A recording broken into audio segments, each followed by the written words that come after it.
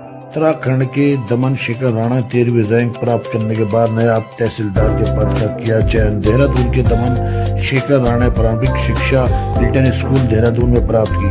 उच्च शिक्षा BSc SG RRPG college Dehradun से तथा LLB BD AVV PG college Dehradun से LLMS हिमगिरी जी विश्वविद्यालय देहरादून से संपन्न हुई। वर्ष 2022 में UGC नेट क्वालिफाई करने के बाद ग्रामीण एरिया हिल यूनिवर्सिटी देहरादून में असिस्टेंट प्रोफेसर लॉ के पद पर कार्यरत करने के बाद उत्तराखंड सम्मानित राज्य सिविल अपर अभिनव सेवा परिषद 2021 लोअर PCCS परिषद 2021 के बाद 13वीं रैंक पर नायब तहसीलदार के पद की प्राप्ति की है। उनकी इस सफलता पर तमाम लोगों व उनके परिवारजनों में खुशी की लहर है। वहीं मीडिया के सामने बात करते हुए दमन शिखर जी की मां ने कुसुम राणा ने बताया कि उनके पति की मृत्यु के बाद उन्हें बहुत संघर्ष करके व मेहनत करने के बाद अपने पुत्र की यह उन्नति हासिल की। दमन शिखर राणा के पिता श्री स्वर्गीय तेजी सिंह जी राणा एक पुलिस ऑफिसर थे। मैम, बेटा आपका तहसीलदार बन के उभरा है, क्या कुछ कहना चाहेंगे? कितना खुशी का माहौल और मेहनत जो रंग लाई है उसमें क्या कहेंगे आप?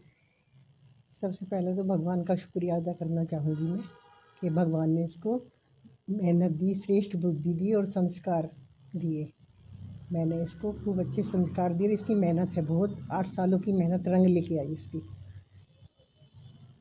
और ये अपना कामयाब हुआ तो उत्सव जैसा माहौल है घर में, बहुत खुशी की बात है।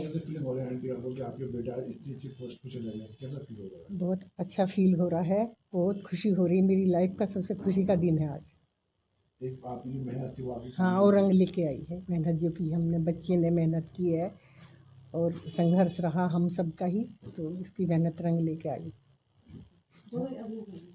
आपका 13वां स्थान आया है, तहसीलदार बन चुके हैं आप, क्या कितना उत्साह मन में है और क्या कुछ कहना चाहेंगे? जी, उत्साह तो काफ़ी है क्योंकि इससे पहले मैंने काफ़ी सारे फेलियर्स भी देखे हैं, तो ये अल्टीमेटली एक सक्सेस मिला है, तो उत्साह तो काफ़ी है अपना नाम देख के लिस्ट में। तो कैसा लगा जब आपका नाम आया, तो क्या महसूस हुआ आपको? हाँ, मेरा ही नाम है या कोई और है? कुछ ऐसा हो जाता है ना, जैसे आपने कहा मैंने बहुत फेलियर देखे हैं। जी बिल्कुल बिल्कुल, जैसे मैंने बताया आपको कि काफ़ी सारे फेलियर देखे हैं, तो मुझे मेरे दोस्त का कॉल आया उस दिन की रिजल्ट आ गया है, चेक करो। मैंने कहा घर पे जाके चेक करूंगा, क्योंकि उस टाइम मैं कॉलेज में पढ़ा रहा था। तो उसने कहा नहीं अभी देखो, तो मुझे थोड़ा लगा, मैंने कहा कुछ तो है जो ये अभी कह रहा है देखने के लिए। तो मैंने फटाफट से रिजल्ट देखा, तो 13वें नंबर पे जब अपना स्थान देखा तो शुरू में तो विश्वास नहीं हुआ, फिर मैंने 1-2 बार और लिस्ट चेक करी, तो उसे देख के काफ़ी अच्छा लगा। तो राणा जी, युवाओं को क्या कहना चाहेंगे? जिस तरह से कुछ युवा हताश होकर सोचते कि हमारा फेलियर हो चुका है, हम फेल हो चुके हैं, तो क्या कुछ कहना चाहेंगे उनको? क्या प्रोत्साहन दे जाएंगे आप? मैं यही कहना चाहूँगा कि जीवन में बहुत मौके मिलते हैं, बहुत बड़ा जीवन है, तो 1, 2 या 3 या 4 कितनी भी बार आप फेलियर हैं, सोल्यूशन यही है कि आप मेहनत करते रहें, डटे रहें, सफलता पक्का मिलेगी। तो सर, उत्तराखंड वासियों को क्या संदेश देंगे? जिस तरीके की आपकी पोस्ट हुई है, कई लोग इस युवा इसका सपना देखते हैं, तो उनके लिए क्या कहेंगे सर? उनके लिए मैं यही कहना चाहूँगा कि जिस भी पोस्ट पे आप जाएं, किसी भी रूप से आप उत्तराखंड के लिए आप कंट्रीब्यूशन दें, हमारे राज्य को नंबर 1 राज्य बनाने में सहयोग करें। सिर्फ सरकारी नौकरी से ही नहीं, जिस भी आप फील्ड में हैं उसमें आप अपनी ईमानदारी से कार्य करते रहें और आगे राज्य को आगे बढ़ाएं।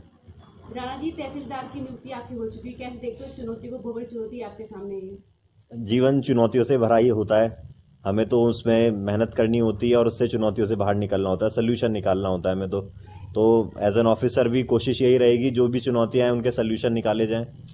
जिस तरह उत्तराखंड के अंदर भूभाग अगर आज बढ़ता जा रहा है, उसको लेकर के आप कहेंगे किस तरह आप उसमें कार्य करेंगे? ये थोड़ा समझ में नहीं आया, क्वेश्चन समझ में नहीं आया। जिस तरह भूमाफिया होगा, भूमाफिया, हाँ जी हाँ जी, कब्जा करके प्रॉपर्टी करते भूमा, उनके बारे में आप किस तरह करेंगे? उस रणनीति में किस तरह कार्य करेंगे आप?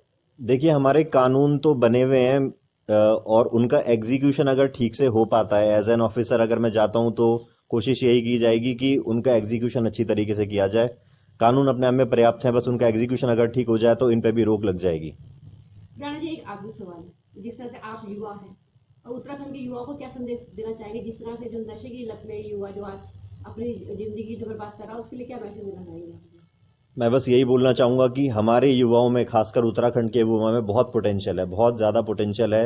मतलब हमने एक छोटा सा राज्य होने के बाद भी अपना एक अलग स्थान बनाया है भारत देश में। सिर्फ भारत देश में नहीं, अंतर्राष्ट्रीय स्तर पर भी खेल हो, चाहे कुछ भी पॉलिटिकल हो या फिर किसी भी फील्ड में हो, हमारा एक अलग मुकाम हासिल किया है हम लोग। डॉक्टर हाँ, शिखा राणा।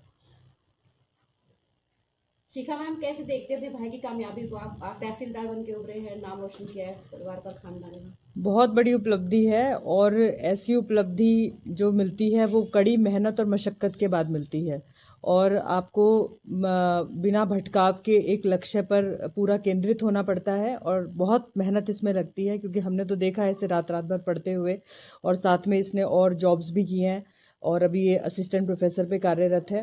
तो वो मेहनत का कोई दूसरा सब्स्टिट्यूट नहीं है, मेहनत तो मेहनत ही होती है। तो उसका जो इसे फल मिला है तो मैं तो बहुत खुश हूँ इस उपलब्धि से, और जो भी ये करेगा आगे जाके वो उत्तराखंड स्टेट के लिए भी बेहतर ही करेगा, क्योंकि मेहनती है तो अच्छा ही करेगा।